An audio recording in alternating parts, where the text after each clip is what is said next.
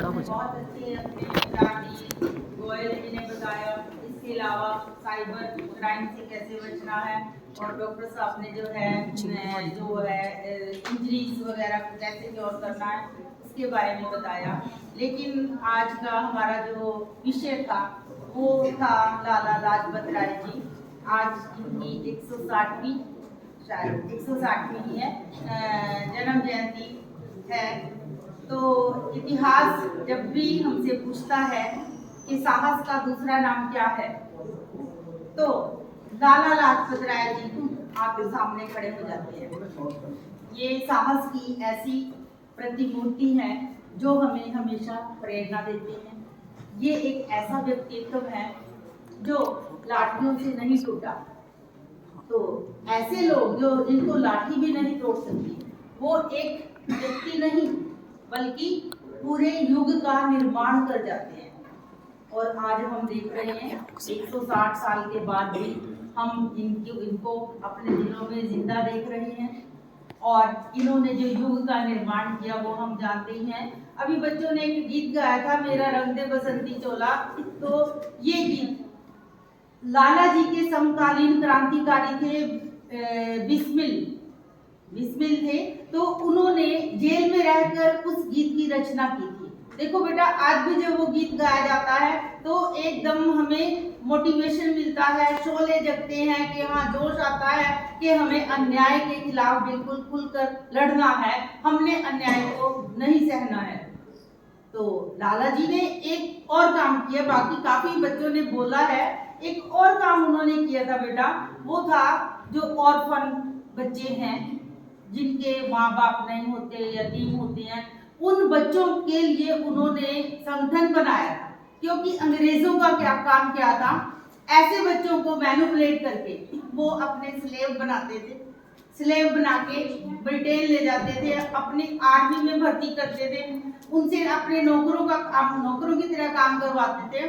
और जैसा कि हमने पिछली बार मैंने आपको बताया था कि सेकेंड वर्ल्ड वॉर में ब्रिटेन की तरफ से जब जापान से लड़ाई हुई तो जो ब्रिटिशर्स की तरफ से लड़ने वाले थे वो सारे इंडियंस थे।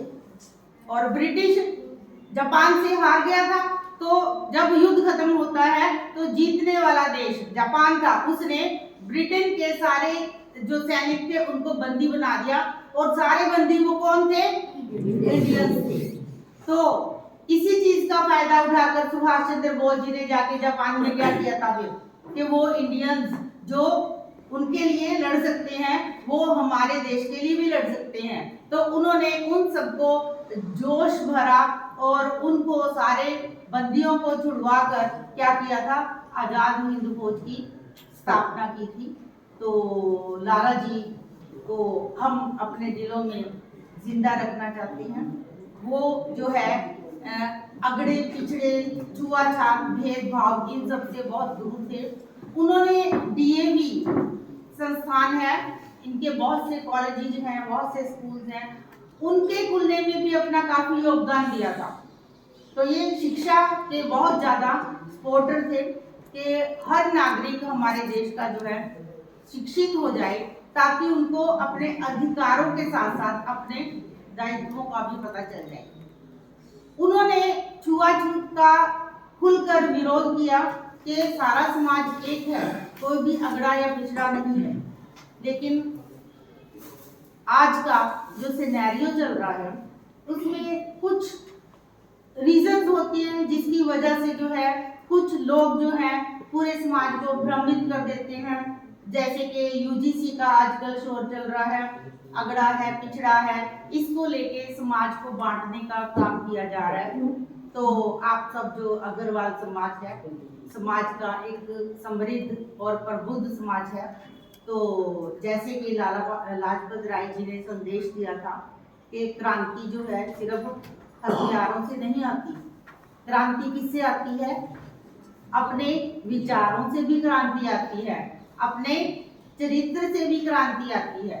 तो हम आज की डेट में जो उनके बनाए हुए जो असूल थे उनको, उनके खिलाफ जो कुछ लोग जो हैं समाज के अपने पर्सनल बेनिफिट के लिए अगड़ा पिछड़ा ऊंच नीच कर रहे हैं, तो उनके लिए हम सब मिलकर आवाज उठाएं अगर, तो ये लाला लाजपत राय जी को सच्ची श्रद्धांजलि होगी हमारी। तो ये मैं सबसे उम्मीद करती हूँ। अब मुझे नहीं पता किसको पता है ये यूजीसी वाला, यूजीसी में जो आई है एक क्लॉज, बच्चों आपको पता है? आप छोटे हो, आपको नहीं पता। सारा जो हमारे अग्रवाल समाज बैठा है सबको पता है? नहीं जी। यूजीसी में, हाँ जी, यूजीसी में एक रिसेंटली एक क्लोज आई है जो कि जिस चीज के लिए हमारे वीर शहीद हो गए हैं उनके जो असूल है उनको कुचला जा रहा है। उसमें क्या क्लोज है कि यूजीसी में कॉलेज और यूनिवर्सिटी में जो है सारे हिंदू समाज को दो भागों में बांट दिया है। एक अगड़ा समाज, एक पिछड़ा समाज, ये स्वर्ण समाज है। हम जबकि किसी को पिछड़ा नहीं मानते, हम सबको अपने साथ का मानते हैं, लेकिन उन्होंने क्लोज डाल दी कि अगर कोई भी स्वर्ण समाज के किसी भी लड़के या लड़की के अगेंस्ट कोई भी जो पिछड़े समाज का, जिसको हम कहते हैं वैसे पिछड़े है नहीं वो, कि वो अगर कंप्लेंट करेगा तो उस बच्चे को, उस लड़के या लड़की को नॉन बेलेबल उसकी जो है अरेस्ट है, उसकी कोई बेल नहीं है। अब उसकी ड्यूटी खुद की बनेगी कि वो अपने आप को जस्टिफाई करे कि मैंने उसको कुछ नहीं कहा था। अब वो तो बेचारा, अब हमारे बच्चे जो हैं वो पढ़ेंगे या इस चीज में रहेंगे कि मैंने उससे भी डरना है, उससे भी डरना है, इससे भी डरना है, ये कोई कुछ ना कह दे।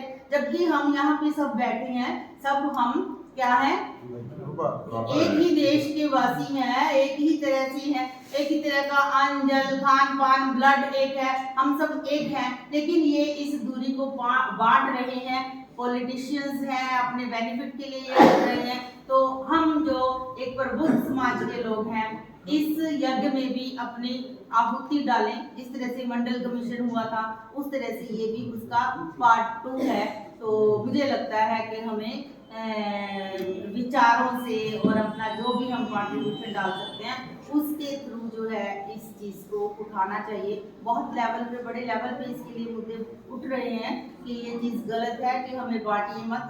तो हम एक होकर जो रहना चाहते हैं समाज में। तो ये हमारे जो चले गए पूर्वज, उन सबकी भी यही इच्छा थी कि हम इस तरह से रहें, लेकिन जो अगर सरकारें इस तरह से करती हैं तो हम सब इसका विरोध करें, मैं यही उम्मीद करती हूँ।